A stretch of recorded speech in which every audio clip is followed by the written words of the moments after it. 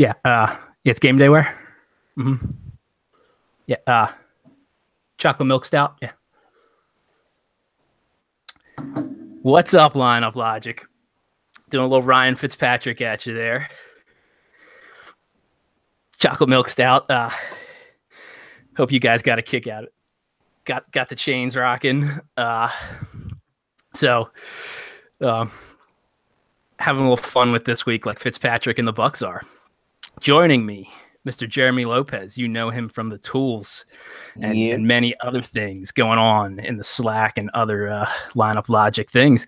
What's going on, Jeremy? What's going on? How you doing, man? I'm ready. I'm ready for another good week. Ready to attack the slate. Yeah, we had a good week last week. At least I did. I felt like the live stream, some of the talk me and Fern put together was very solid. And, myself, I had a good week. Had a really nice cash lineup. I think I had a 178 on DraftKings with a cash lineup. So pretty much across the board was all smiles.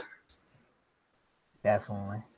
I wasn't so good in cash. I played a lot more GPP. And it didn't go as well, but I'm hoping to bounce back now. Yeah, I mean, it's hard to play cash this early in the season. You got to kind of, feel confident in your cash lineup. So I'm getting there. Last week I was feeling better than week one, and this week hopefully better again. It's interesting. There's some running back values out there that we'll jump into in a minute.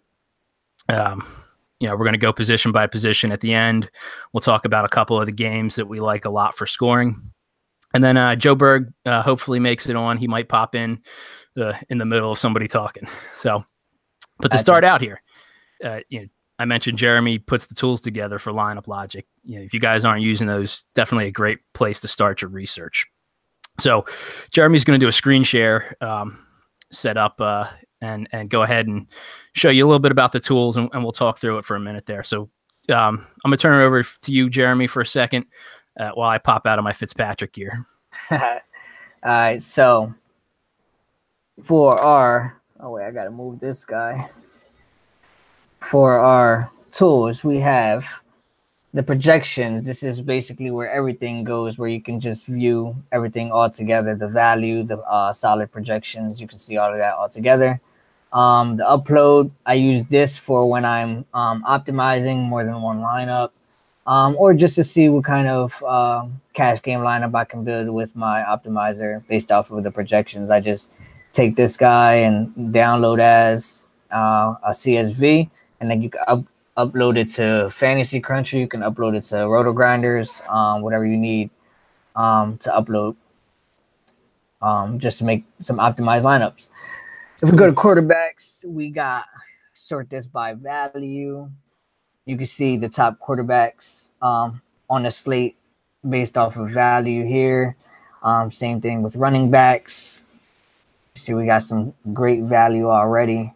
Corey Clement, Lat Murray, tight ends, and it's basically all the same thing. So I like to project everything by touches. So you'll see in the blue columns, you'll see that's where projected targets will go, or projected carries. So if you're ever looking through the tools and you see something that looks a little bit off, always let me know, because I do these by hand, so I have to keep on top of those. For defenses, you see everything is here as well, sorted by value. We got Vikings and Jags lineup.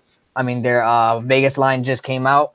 So that 9.5 spread and them being the favorite absolutely helps them jump to the top of the leaderboards, even at that 5K price tag. Something I really like that you have right there that I'm just seeing, the projected sacks. Oh, yeah.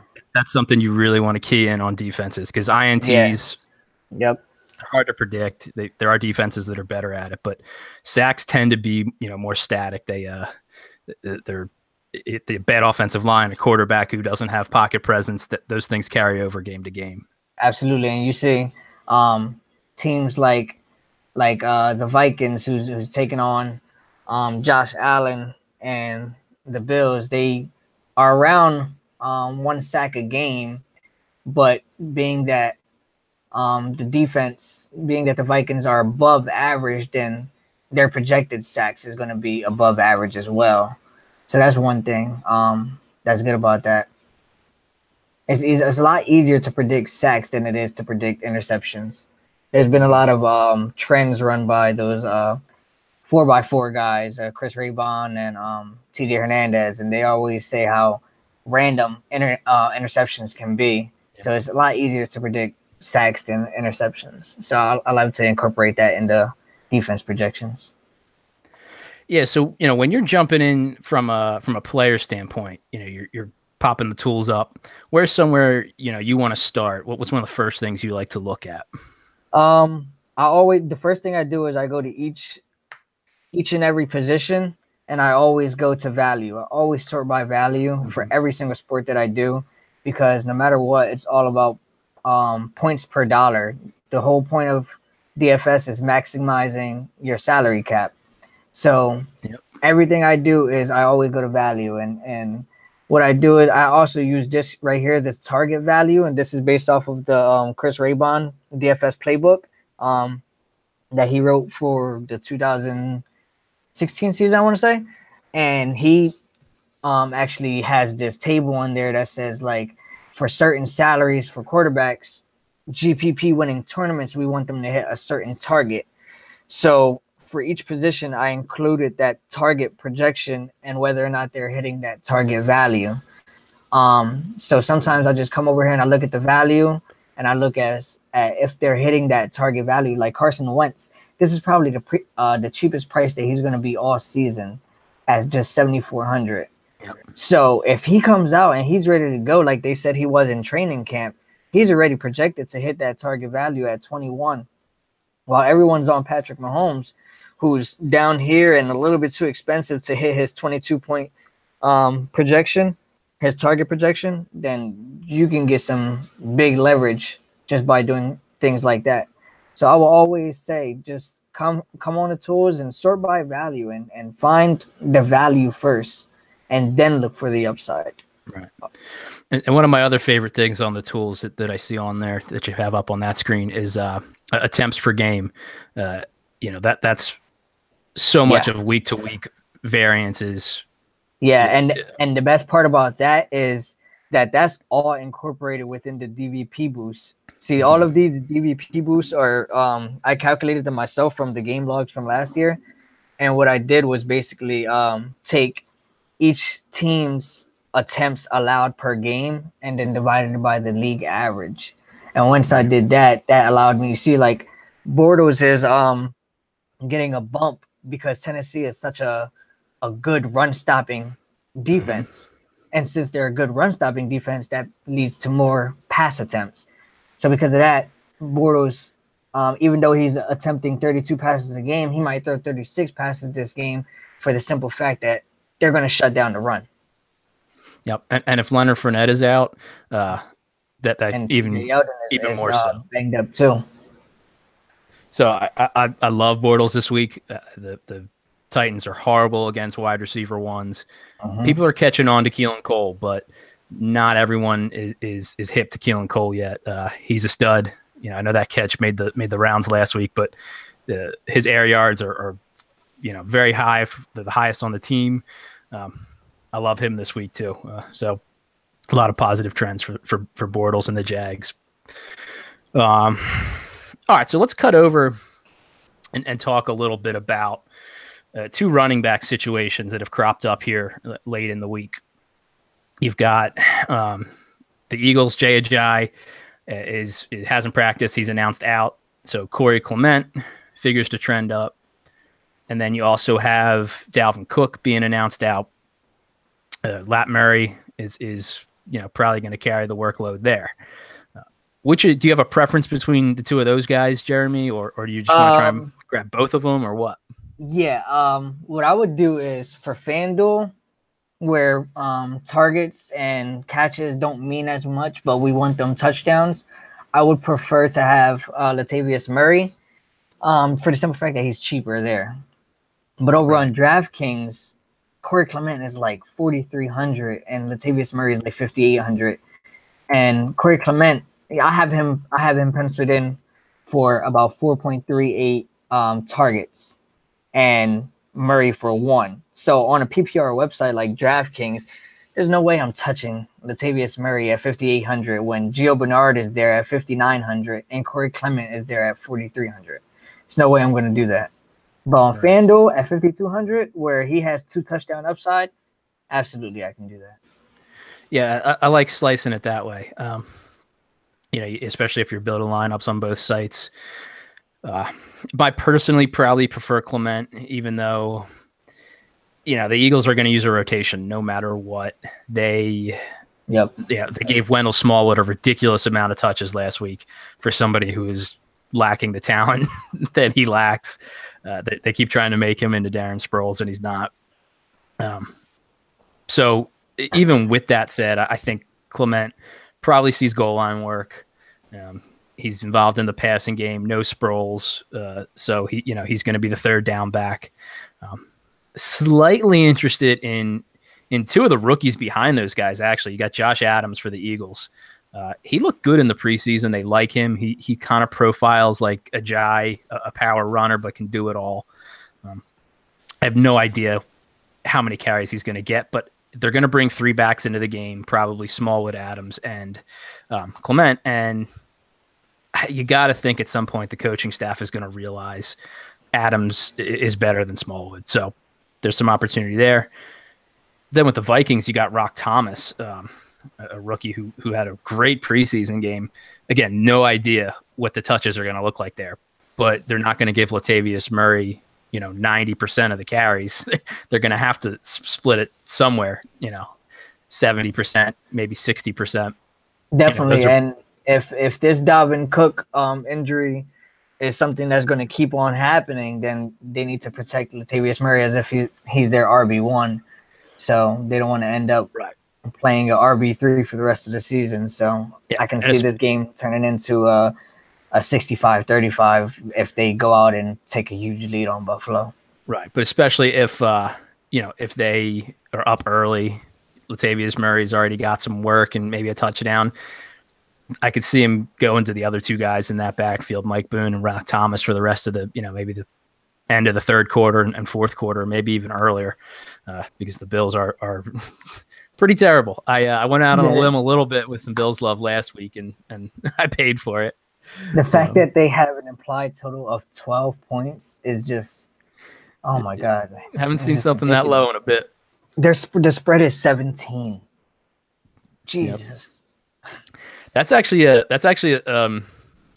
bet I kind of like is the Bills, because Jonathan Bales had said this earlier this week, like with that over under and the spread, like it's kind of something's got to give. Like you can't score 40 total points and win by 17. There's not that many outcomes for that to happen. Like, yes, it could happen, but in the NFL, it's just rare. So, the Bills could get some garbage time work there, throw a pass downfield to Kelvin Benjamin, something like that, and get a late touchdown and cover the spread. Yeah, that's what they did last week.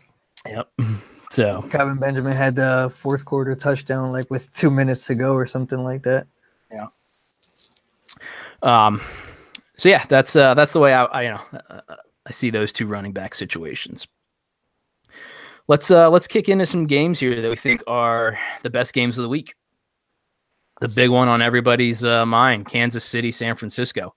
That over under is fluctuating. It was up at like 56.5. I think Jeremy, you just had said it went down to 54. You saw somewhere. It's down to 55. It dropped by 1 full point. 55. Yeah, but the spread is still the same. The actual team totals, let me see the difference. San Fran, they both dropped down by 0.5 of a point. So each team dropped by 0.5. Right. For me, I know it's a high salary for Mahomes, but if you think this game is going nuts, he's probably the best way to just you get a piece of it. And, because with Kansas City, like, sure, everybody went off last week practically, but, Kelsey didn't go off week 1. There's going to be weeks where Tyreek Hill disappears. That's just the way he operates. Kareem Hunt hasn't been, the the game breaker he was so far this year. Sammy Watkins, same deal. He'll be up and down. See, with Kareem Hunt, the thing is if we look over at Washington right now, Chris Thompson just caught 13 passes last week. Mm-hmm. Kareem Hunt was getting all of that work because Alex Smith was scared to throw the ball down the field. So now, like, he's gotten 2 targets in the first 2 games combined. And as you can see by his DK price, he's dropped down to $6K, which is next to backup running backs Gio Bernard and Latavius Murray, which is just ridiculous. So it's just that full team, despite having such high total, not everyone can go off, as you said. Not everyone can go off in that thing. So not everyone is in play. You're gonna have to pick and choose and make the best educated guess to get the best part of that. And I stick with who Mahomes has been having the best communications with, and that's just Tyreek Hill. Yeah. Even though he's more expensive on this slate, they've got the best connections. Yeah, obviously, anytime I think you can't go wrong playing Tyreek Hill. It's the upside he has in a given week, the things he can do, especially if he gets involved in the return game at all. When he came in his rookie year, everyone say he was boom or bust because he was either touchdown or nothing. Mm-hmm. This season, he's just been like boom or boom, and that's it. It's just all he does is score touchdowns every game. It's just ridiculous. And then, I do like Sammy Watkins too. I was high on him preseason. He's more of your traditional downfield wide receiver. He's a big target. Mahomes is starting to show some rapport with him. So I like him rest of the season. I like him this week. And then Kareem Hunt too. Like, I think people are probably sleeping on Kareem Hunt a little bit, and I'm not gonna like go stump for Kareem Hunt because it's Andy Reid and he can disappear any week. Spencer Ware could get involved. He could not catch any passes, like you mentioned, Jeremy. But it kind of makes a nice pivot if you want a piece of the game and you don't want to be owning all the same people that other people are going to have, the Mahomes, Tyreek Hill stacks, the Mahomes, Travis Kelce stacks. Maybe it's just a ground kind of game. And the 49ers do not have a good run defense. See, and to add on to that, the one thing that I will say about Kareem Hunt this week is the fact that I think Kansas City is just going to blow the lid off of San Francisco. I don't think this game is going to hold up to the fourth quarter and come down to the fourth quarter. Mm-hmm. I think that, see, the difference between like the 49ers say and what the Steelers were last week is that the Steelers have amazing weapons that they can constantly fire back with to attack that Kansas City defense. But the 49ers, their wide receiver one is Marquise Goodwin. Outside of that, they really have no strong weapons to be able to keep up with Kansas City. So if they jump out to a 21-point lead, as they did last week in the first 6 minutes of the game, this is going to be the Kareem Hunt show. He's just going to be running the ball for the rest of the game. Yep. We're not going to get 6 touchdowns every game from Patrick Mahomes. So. Right. Yeah, I mean, the one concern I have here is both of these offenses are a little bit more deliberate in their preference. They do run less plays on the whole. Obviously, that hasn't been the case so far in 2 shootouts for KC, and San Fran got into a shootout last week. But it could turn into a little bit of a I wouldn't say low-scoring affair, but a medium-scoring affair. And, if you've got just crazy high Chiefs ownership, you just might not get enough plays to pay off all those high prices. Yeah, definitely. As I said, Tyreek Hill is a little bit more expensive, but if I'm taking Patrick Mahomes, I'm taking Tyreek Hill. There's no way I'm going to avoid that combination. I think I read earlier, I forget who said it. I always like to give the credit, but I want to say it was Levitan, but he mentioned that since the preseason, Mahomes to Hill is, I think they have like 28 of 30 for targets and receptions, 450 yards and 4 touchdowns since the preseason, which is just like, there's no better connections. Peanut butter and jelly is the best combo after them. They got something going for sure. I mean, when you got a guy with that much speed and a quarterback with that kind of arm strength, as long as there's shots being taken downfield, good things happen. And there's no way anyone on the 49ers defense can keep up with Hill. Yeah. There's no way. Yeah, and then on the 49ers side, if you think it turns into a shootout, fine, own some 49ers. The only one I'm that interested in is Matt Breida. I'm buying high here because he obviously had the breakout week. I think that he's the more talented of the two backs. I think that if this does become a track meet, he gets more plays than he normally would. Week one, I think they each got 15 carries, him and Alf Morris. So, with 15 carries, it's not bad, but it's tough to do a ton with.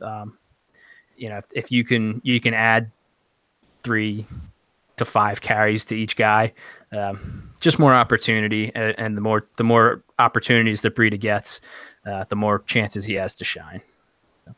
Yeah, and see, I would take the opposite approach because I feel like they're going to be playing from behind the entire game. Mm-hmm. That's why I feel like they're going to be behind the entire game. And as you said, Breida has just hit his season high. And last week, he still did not outsnap Alfred Morris. I believe it was a 65-35 split. And his price jumped up like $1,200 or something like that.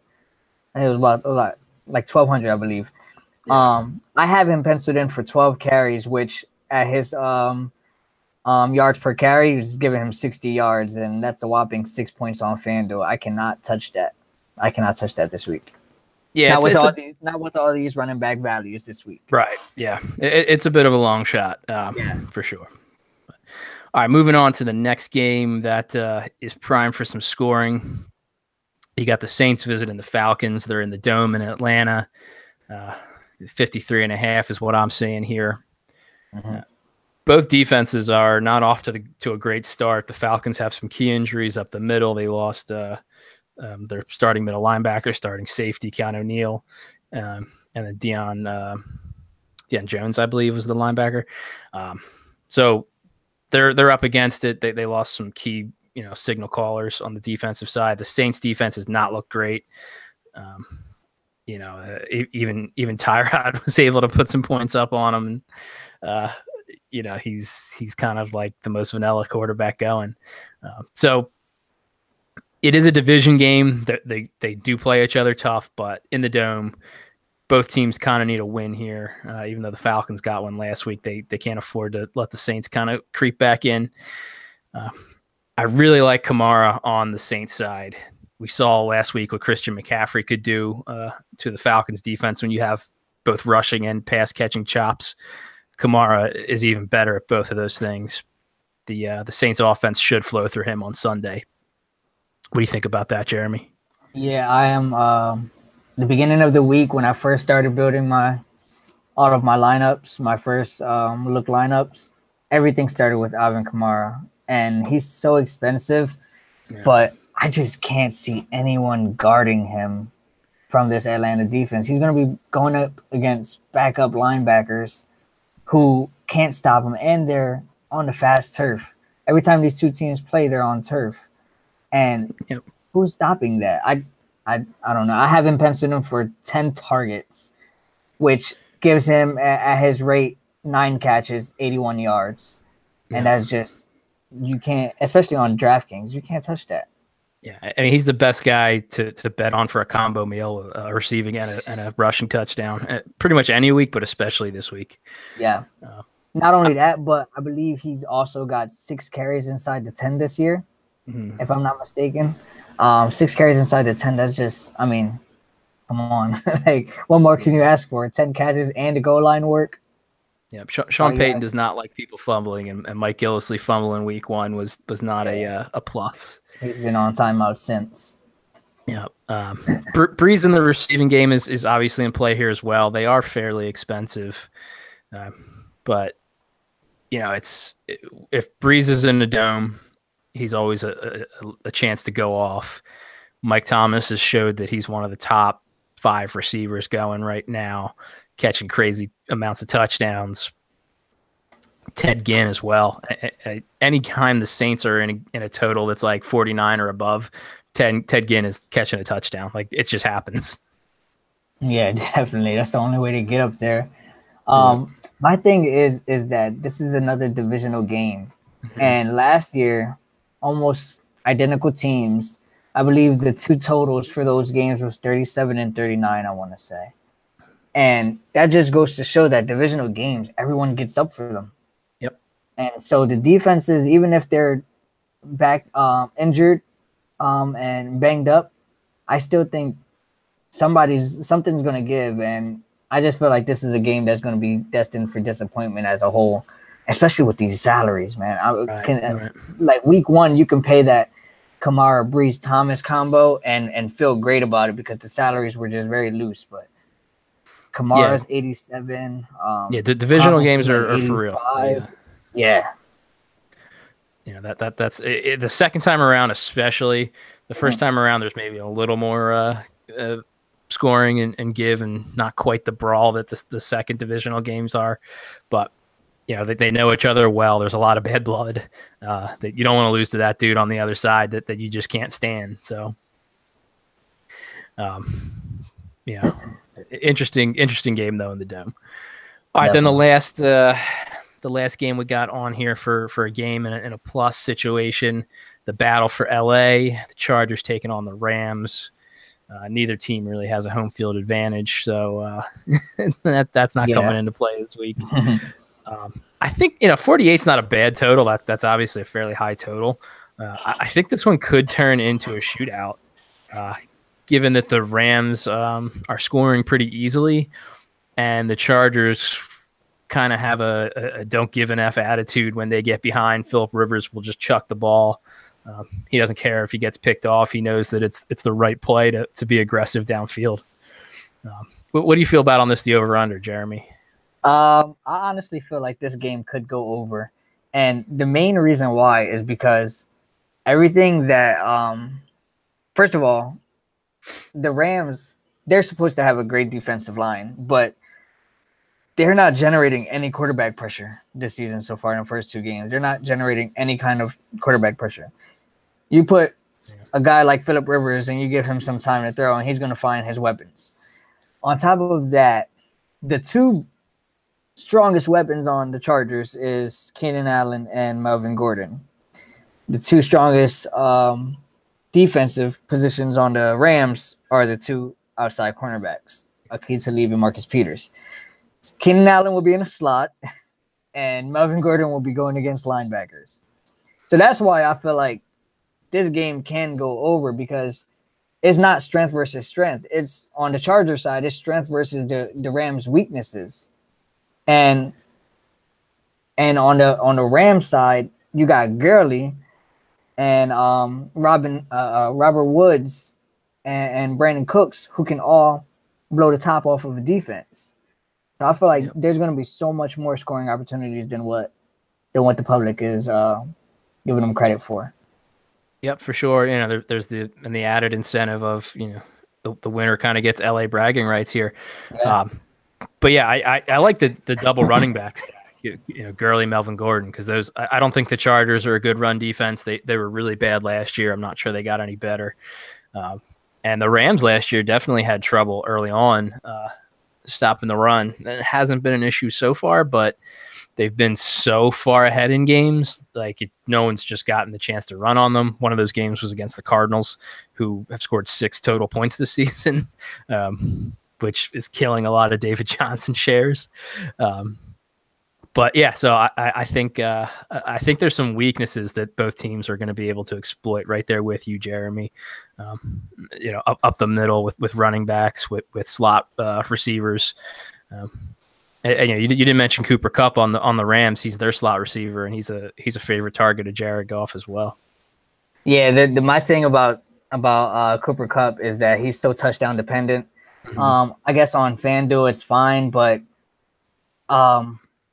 Robert Woods actually, I believe him or Brandon Cooks, they're very close. Combined, I believe they're like 79% of the team's air yards. Mm-hmm. And that means Cooper Kupp is a lot smaller fraction of that. So everything they're throwing to Cooper Kupp is underneath. Yeah, and he does a lot of work right at the first down stick. Exactly. So if we're looking for upside, we're looking for ceilings and GBP takedowns, then Right. we're looking for somebody who can blow the top of a defense. And Robert Woods is 5,100 on DraftKings, and let me check his pricing on FanDuel. 6-7 on FanDuel, I think. 6-7. Yeah, I mean, like, yeah, he's priced in the range of Marvin Jones, who's getting like 4 targets a game, and Nelson Aguilar, who's shouldn't be priced at 66. But yeah, I mean, I feel like he's underpriced on both sites, and since he hasn't been producing as Brandon Cooks has, his price isn't showing that. But the opportunity is there, and that's the best thing that we can predict in NFL is just opportunity. Yeah, it's such an interesting mix with the Rams, with the 3 wide receivers they have. Like, they all have their unique skill sets. Like you said, Cooks is kind of the do-it-all. He gets the yardage between the 20s. Woods is kind of like their big play threat, and Kupp does the underneath work. And they're all really good at it, and they all have a share of the offense. But, like, yeah, it's tough figuring out who goes off in a given week. Yeah, and if you want to go and say that you're chasing the Cooper Kupp touchdowns, he has 4 red zone targets, and Robert Woods and Brandon Cooks each have 2. So right. It's not much of a difference, So they're both just as involved in the red zone as Cooper Kupp is. So I would lean Woods and Cooks if I was attacking those wide receivers. Yeah, and then back on the Chargers side, you mentioned Keenan Allen working out of the slot primarily. I wouldn't call it a weak point on the Rams defense, but if you're going to attack through the air, that's where to go. I also like Mike Williams a little bit. He's kind of operating in their red zone goal line packages as a de facto tight end in the middle of the field. Caught a touchdown. Was it last week or week 1? I forget. He's caught 1 touchdown so far. He had both. I think he had 1 in each week. Oh, did he? Oh, I didn't realize. Yeah, I believe so. Yeah, so he's kind of earned that role, a big body. And Antonio Gates, old man Gates, is not quite what he used to be. Not yet, not anymore. But yeah, on the Charger side, Melvin Gordon's probably a preferred play. Yeah, especially on DraftKings, because on FanDuel, the pricing is so close between Melvin Gordon and between Melvin Gordon and Kamara, that I would always bank on opportunity. I have 17 carries for Gordon and 7 targets, and I have 10 carries for Kamara and 10 targets. So it's 24 touches compared to 20 touches. So I'm always going to bank on that $300 discount and 4-touch advantage for Gordon. Right. But on DraftKings, I believe it's like 7,400 for Gordon and like 96 or 93 for Kamara, and 96 for Gurley. Like that's discount heaven right there. Yep. Yeah, all about saving salary where you can. Yeah. All right, switching gears here. Let's talk just a couple of spots that I think are possible letdowns. I alluded to it earlier. The Bills at the Vikings. Bills have a really hard time getting anything done on offense. Their defense is they got guys retiring at halftime. So on both sides of the ball, it's a suboptimal situation. Yeah. Josh Allen didn't look awful. He didn't throw like a crazy amount of picks like a lot of people thought he would. We'll see if that continues this week. You got LaShawn McCoy questionable. There's just not a lot to like on the Bills side on offense. They do have a really slow pace, which could negatively affect the Vikings, especially if they don't try to catch up. They did last week. They did go into catch up mode, so that was interesting. On the road in Minnesota, though, they may not be as willing to take the same risks. 40.5 is a really low number. What do you think, Jeremy, on that? See, games like this are very tough for me because I always seem to get it wrong. The in my gut it says, dude, there's a 16.5 now. So yeah, the spread is 16.5 now, and that says to me, stay away because it's going to be a blowout. But if you think about it, this is where a lot of DFSers can go wrong because they'll stay away from Kirk Cousins and Adam Thielen and Stefon Diggs because there's going to be a blowout. How is that blowout going to occur? It's not going to occur with Latavius Murray breaking all 70-yard touchdowns. It's going to occur with Kirk Cousins throwing gems down the field to his two most targeted receivers. So if you want to bank on Kirk Cousins throwing 3 or 4 first half touchdowns, you've got some upside there, but just understand that he's not going to be throwing 35 passes. He's probably going to be throwing 28. Right. Yeah, and he kind of showed that week one, he got it done in a hurry, and they slowed things a bit. But he still had a solid day, 2 touchdowns. So if you're going on the Minnesota side, which is probably the only place to go, you kind of have to take a guess at touchdowns. Thielen, I think even in a blowout, he's still involved in the offense, getting first downs, things like that. So he's probably my preference out of the two between Diggs and Thielen. Yeah, I would say the same. Just for the simple fact that the targets is just there for him, and we all know what he can do with the ball with after catch. Even though the Bills are a great tackling team, they were great last year. They've been great so far. It's just the targets are just there for him, and he can move the sticks, and he can go deep, and he can do it all. So yeah, I would prefer Thielen. But if I was making a lineup with Cousins and Thielen in it, I'm adding Diggs because I feel like you might as well just take the whole offense if you're going to be doing that, because it's either going to turn into an onslaught or it's going to turn into a shootout. But there's going to be some offense put up by the Vikings for sure. Yeah. And then the next game that has me a little worried, the Raiders visiting the Dolphins. The forecast got a little better here. It looked rainy. And as of now, it went from like 50% chance of rain down to like 20. So that's a little better. But still, both teams play in the bottom half pace-wise. The Dolphins they've looked fairly sharp for what I expected. But they've played two kind of, I don't want to say cupcake games, but they got the Jets last week. The Jets are kind of hapless. We've seen that. The week 1 performance was a little bit of adrenaline, perhaps. And then week 1, the Titans lost their quarterback, their starting tight end. There was a rain delay. Everything just went off the rails. So it was a weird situation. I think the Dolphins win this one, but I think it's kind of an ugly affair. Unless the Raiders somehow break through. But the Dolphins defense, it doesn't get much credit, but it's not that bad. Like they've got some decent secondary players. They've got some okay linebackers. They've got a little bit of a pass rush. They're actually one of the there's not a lot of pay downs at defense I like this week, but they're one of the few, and part of that is tied to that the Raiders tend not to push the pace. Yeah, I'm right there with you with the Dolphins defense. I believe they're 3,700 on FanDuel. And they're currently in my 1 p.m. only line. So, yeah, they just present a great value. And like you said, they're very slow-paced. There's going to be a very slow-paced game.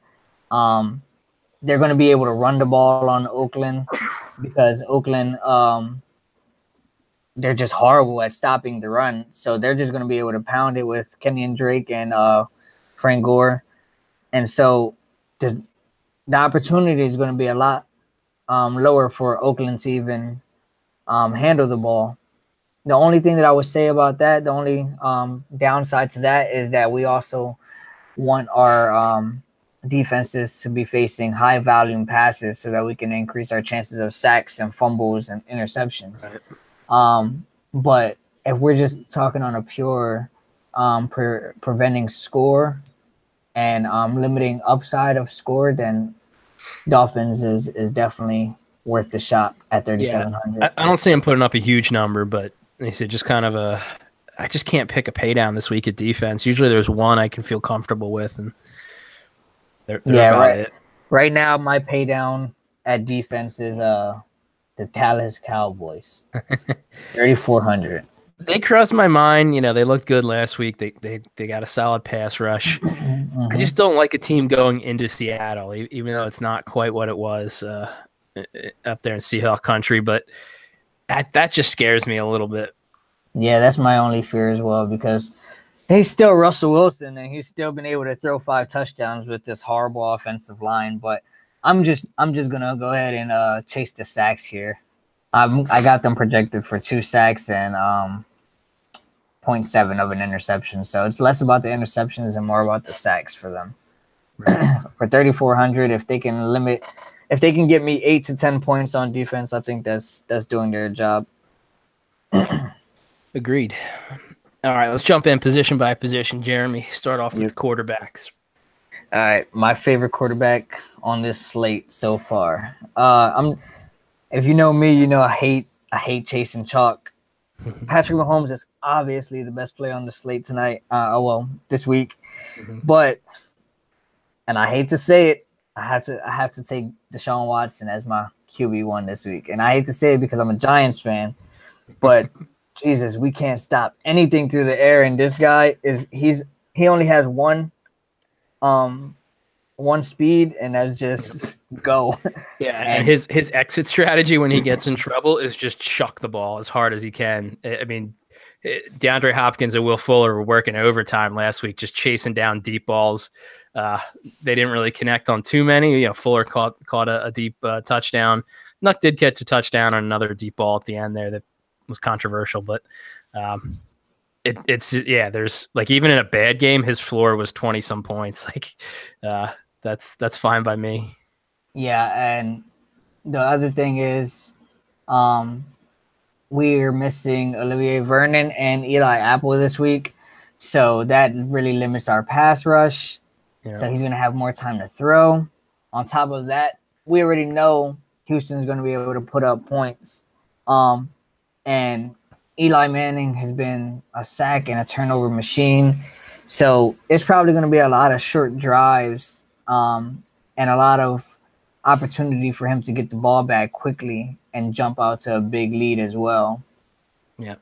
I just think that he's just got the 3 touchdown upside and 40-yard rushing plus rushing touchdown upside that you just can't find anywhere else on the slate. And his price is just too good to pass up. Yeah. And then what about for like a cash game kind of guy, a little more of a vanilla safety play? I would still probably go Watson if there wasn't so much value on the board. But being that there's Latavius Murray and Corey Clement and Gio Bernard all there at running back, I would go Patrick Mahomes as my cash game. Yeah, that's true. Those guys do unlock some salary there. For me, cash game, I'd go Carson Wentz. I think you made a good point there about his price. It's not like he's been sitting on his couch doing nothing. He was working in the preseason. He showed what he can do in this offense last year. You got to figure he's good for at least a couple touchdowns. Not hard to pay off his price. And Absolutely. Then my GPP play 2 weeks in a row. Bortles. Bortles, yes. He's top value on the slate right now. Yep. No respect pricing wise. People hate playing him. I'm gonna stack him up. I like Bortles with Keelan Cole. You can add Westbrook. You could add ASJ. I'd even go Corey Grant because he can catch the ball too. And like I said, Yeldon might be nicked up. Who knows what's happening with Fournette? If Fournette sits, I really like that Grant play. Absolutely. All right, then over to running back. Give me a cash game and a GPP that you like. If I'm going cash game on FanDuel and I'm not with Patrick Mahomes, if I'm with Watson, I'm going Gurley. I have to. I just feel like if the Rams are going to score, it's going to be at the hands of Todd Gurley. And if they're going to get into the red zone, it's going to be at the hands of Todd Gurley. So he's just so involved in this offense, and that price is still too cheap in my opinion. He has the 30-point, 40-point upside. Yeah, just so many touchdowns. Like he's catching them. Last year he showed he can be a good receiver. He's catching touchdowns. He's rushing for him. It's all good. Yep. For GPP, outside of the obvious Clement, Murray, and Kamara plays, I really like Chris Thompson again for the 3rd week in a row because this week I'm almost certain that they're going to be playing from behind. And he had 13 receptions last week when they were playing from behind. The first week they were playing from ahead and he had 6. But last week when they were playing from behind, he racked up 13 receptions. And that's just, you can't get that anywhere else, especially on DraftKings when he's like 6,200. You just can't get that anywhere else. Those are receiver numbers, and you're getting that as such a discount that you just have to take it. And I don't even think he scored last week a touchdown. He had 22 DK points without a touchdown. It's crazy. Yeah. For me, I'd go for cash game play. I think Zeke Elliott has such a good floor. The Seahawks defense isn't what it once was. I don't love him on the road, but he is that offense. Their offensive line is nicked up, but I don't think the Seahawks are that much healthier in their run defense. They're hurting a little bit on the defensive side of the ball too. It's hard not to like him for a touchdown in a week that's not a super tough matchup. My problem with Zeke is the fact that everyone knows they're running the ball now, and they're just gonna load the boxes on him, man. And they're also playing that ugly run out the clock game that the Bears used to do last year with John Fox. And let the play clock run.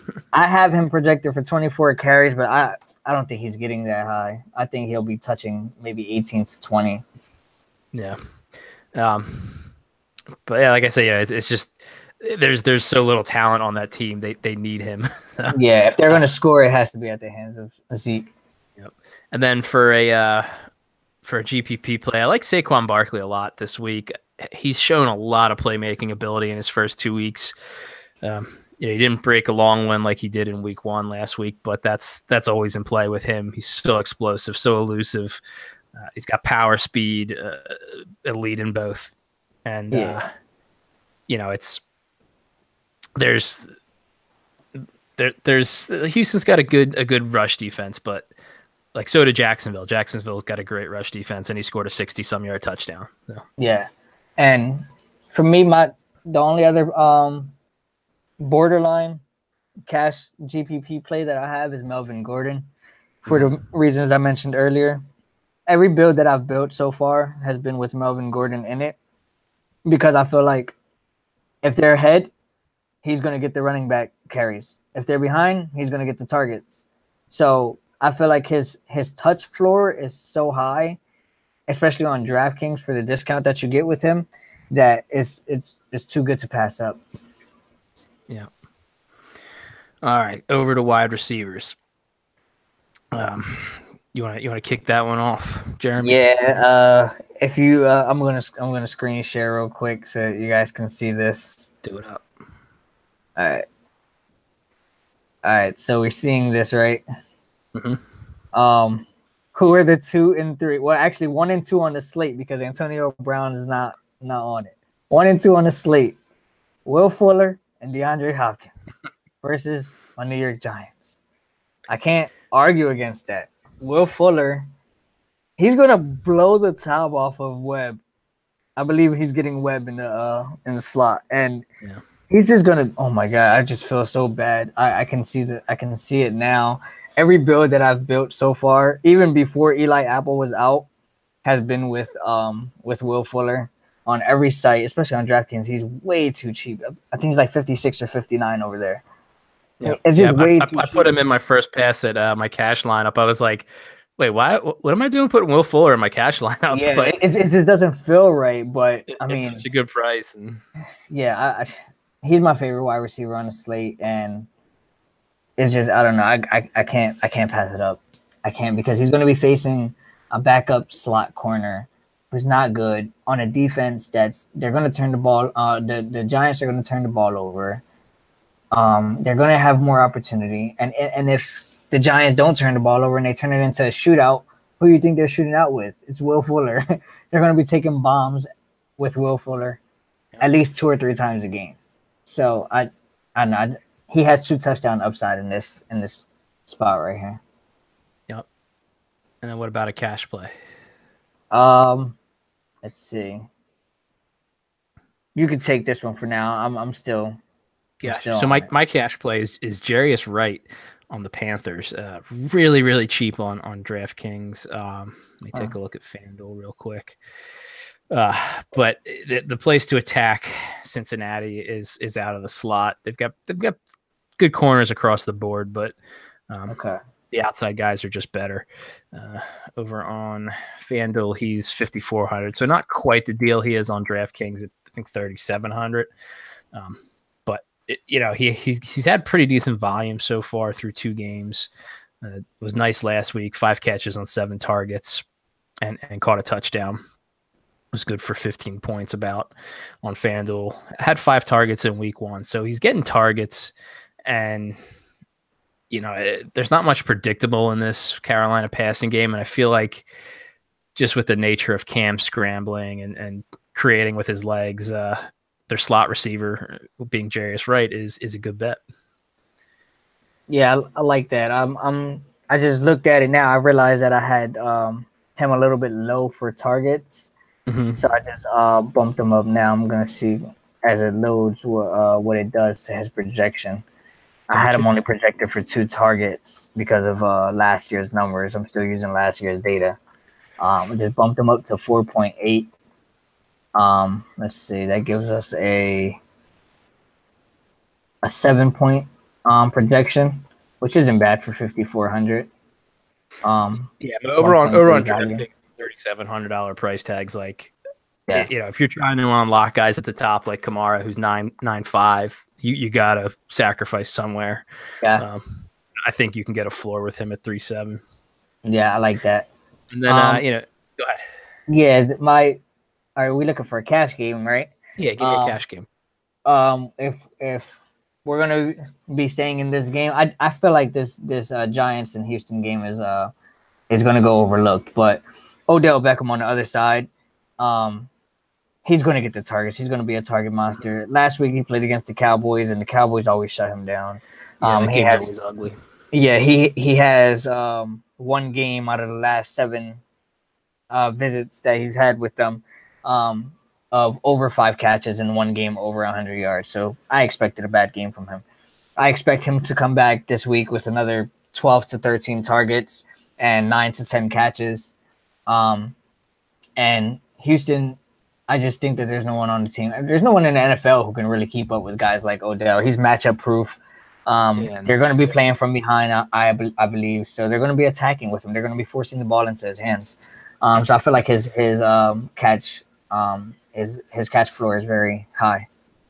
Yeah, and the corners down there in Houston they've got a better name reputation than I think skill level currently. So they're not awful, but I'm not afraid of them by any means. OBJ, like you said, is one of the top talents in the league. And this kind of happened last year early on. Like, he had a bad game, or a little bit of a stretch there. He's coming off the injury, and people just forgot about him. And then he came out and put up a 2-touchdown game against the Eagles. And I made a nice chunk of change that week, just knowing that no one on the Eagles could cover him. Yeah. For me, my GPP plays, I mentioned Keelan Cole. He's up there pretty high.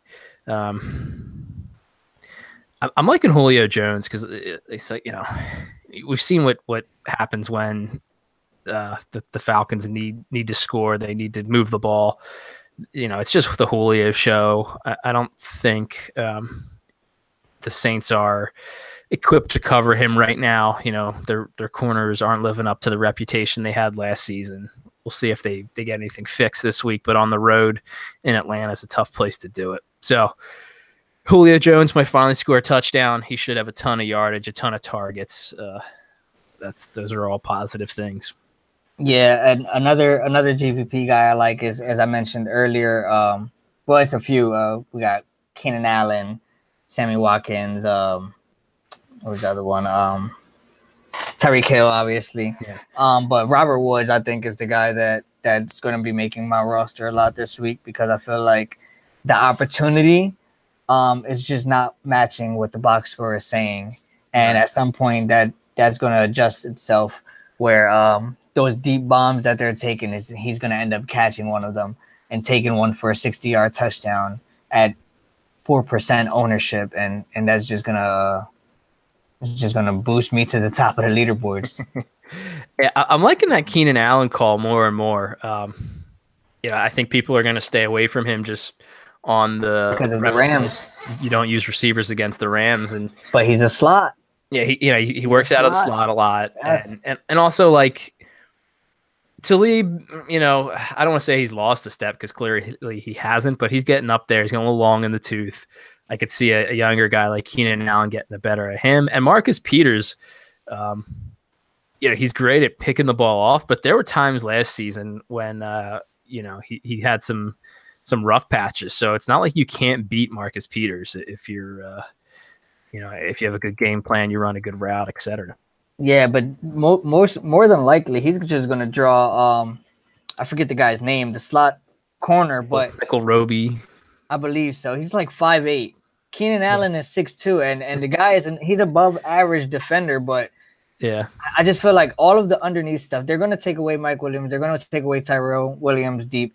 Everything's going to go underneath to Keenan Allen and Melvin Gordon, and it's going to be the chuck down show. And we know what he can do with the ball after the catch. And I just feel like 8 catches, 80 yards, and a touchdown, and I believe that gets the job done at 8K. Gotcha. All right, so hit me with a tight end or two you like this week as we're wrapping up here, Jeremy.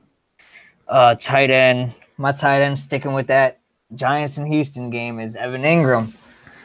I believe he's too cheap. He's priced with Kittle and Doyle, but Doyle's not playing this week. But he's priced right there with Kittle, and Kyle Rudolph is a little bit more expensive than him, and Trey Burton, whose target share has been all over the place. But first, the week 1, he played against the Jaguars. You got to give him a pass for that. Last week versus the Cowboys, he did what he did, 7 for 7, with a touchdown. Mm-hmm. That's what's going to happen when teams are trying to take away Odell Beckham. Yeah. There's going to be openings for guys like Evan Ingram to get open and just work across the middle and underneath. And the kid has so much talent. At 5,800, I just think that's not. He's just not priced correctly. Yeah. He was coming off the concussion too, so not like he was all systems go week 1 possibly. For me, a couple guys in that same game, Ryan Griffin, he's gotten a couple red zone looks, for Houston there. He hasn't produced that well in his career or even so far this season, but the Giants, they're usually good for giving up a touchdown to a tight end. So if you're touchdown hunting, he's a decent bet. I really like Jared Cook though. He kind of let people down last week. He had it's like 4 catches for 50 some yards, or maybe it's 49 yards. It's a fine line for a tight end. It's not like a killer.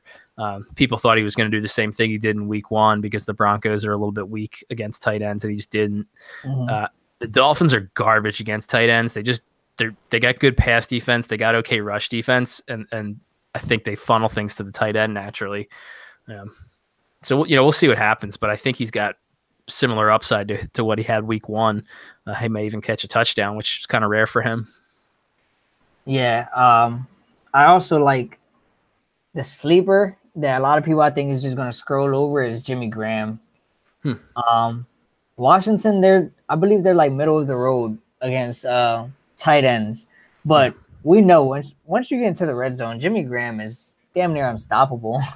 He just gets it done in the red zone, and he's only 6,200, priced below Zach Ertz, priced below Travis Kelce, and he has that 2 touchdown upside. So I feel like he's going to go overlooked. A lot of people are going to fall down to Eric Ebron or go up to Travis Kelce. So I feel like a 5% ownership there. They started using him a little bit more of a wide receiver type role last week. So if that continues, he could get yardage and touchdowns, which is nice. Yeah. But yeah, that does it, guys. As always, you can get us in the Slack chat. Jeremy's super active in there. I do my best. At me if possible. If you aren't a Lineup Logic subscriber, go over to patreon.com/lineup logic. We got the Jeremy's tools. We got the cheat sheet from Fern, me, Jeremy, as well as Spectre. Lots of other nice little goodies there. Cover plenty of sports. We do PGA, MLB, NBA. I cover a little MMA, mixed martial arts. So lots to take care of your DFS needs. You can get me on Twitter at roto_Juan, WAN. Jeremy, hit everybody with your Twitter real quick. At Take No Days Off. That's all it is. That's it. Jeremy's always grinding, man. He's good like that. And then, you can at Lineup Logic DFS is Lineup Logic's Twitter. You can get the website lineuplogicdfs.com. And then, the Patreon price, $10 a month. You can't go wrong with that. It's such a good deal. Get in the Slack chat. You'll understand why. So, thanks, guys. Good luck this week, Jeremy. Thanks for being on with me, man. Great to get you on. Definitely. Thank you, man. All right. Have a good week. All right.